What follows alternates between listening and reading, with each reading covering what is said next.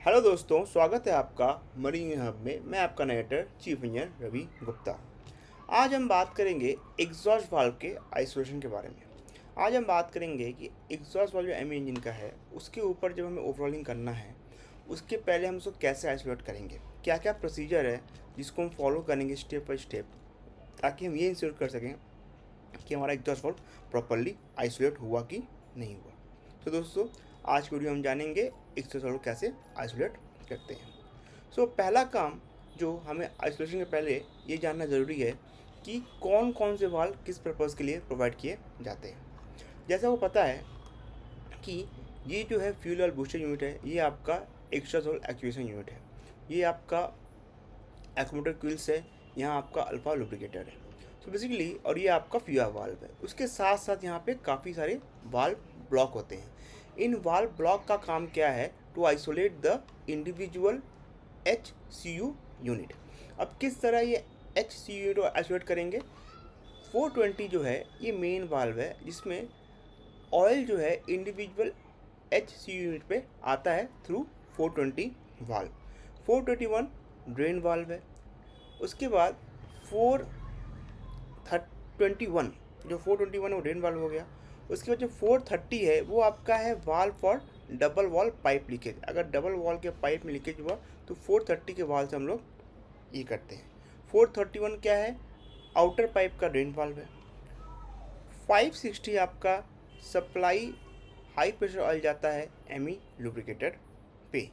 और 406 drain valve for FIBA और 405 भी ड्रेन वाल्व फॉर फीबा।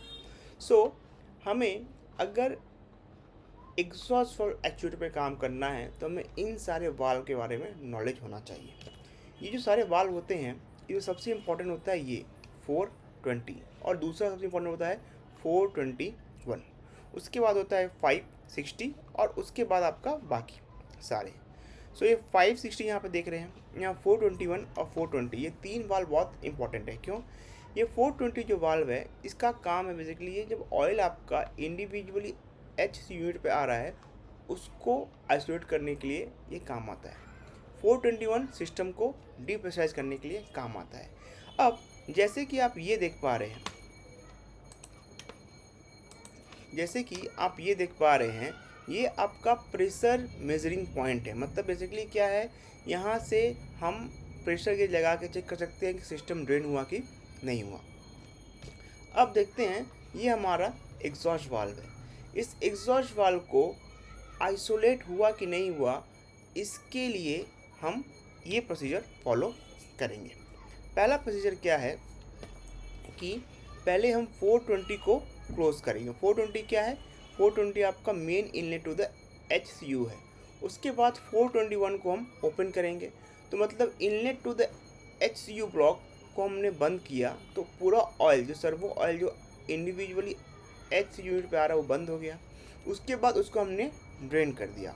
उसके साथ साथ हम क्या करेंगे, एक मिनिमस होस्ट, मतलब बेसिकली क्या है, ये जो मैंने बताया था आपको एक 425 और 550, ये दो पॉइंट होते हैं जिसमें क्या है हम प्रेशर गेज लगा के चेक कर सकते हैं थ्रू मिनिमस होस्ट कि आपका प्रेशर सिस्टम में है कि ड्रेन हो गया। जब हम ये तीन काम कर लेंगे, 420 को क्लोज करके, 421 को ओपन करके और 455 पे प्रेशर चेक करके कि प्रेशराइज ड्रेन हो गया है, उसके बाद हम क्या करेंगे, 531 को शट ऑफ कर देंगे जो आपको ऑयल जा रहा है ऑयल डैम्पर पे। उसके बाद हम क्या करेंगे कि हमारा ये काम होने के बाद हम ये करेंगे कि अब हमारा जो एग्जॉस्ट वाल्व का टॉप पार्ट है उसमें जो एयर है उसको हमें ड्रेन ऑफ करना पड़ेगा। हम कनेक्शन जो है ऑयल की उन कनेक्शन को हटा देंगे। और उसके बाद हम क्या करेंगे, एक मैंडल लेके यहाँ से हम क्या करेंगे, जो air inside the air piston है उसको ड्रेन कर देंगे। और उसके बाद हम ये ऊपर का जो हब है उसको हम आइसोलेट करना चालू कर देंगे। अब ये इंश्योर करना कि मैंडल डालने के बाद एग्जॉस्ट वाल्व का एग्जॉस्ट वाल्व ड्रॉप होना चाहिए, वो हम इंश्योर कर सकते हैं by the help of this MOP panel. MOP panel में इनपुट आउटपुट टेस्ट में जाके हम ये चेक कर सकते हैं कि हमारा आपका जो एग्जॉस्ट वाल्व है उसका स्ट्रोक कम हुआ या बंद हुआ depending upon the open and closing क्या दिखा रहा है, और उसके बेसिस पे हम ये इंश्योर कर सकते हैं कि हमारा एग्जॉस्ट वाल्व बंद हुआ या खुला कि नहीं। ठीक है। सो दोस्तों, ये आपका एक बार ये हमने कर लिया, फिर हम इसको निकालेंगे, ऊपर का पार्ट निकाल के हम लोग ए प्रेशर निकाल के then we can do the maintenance.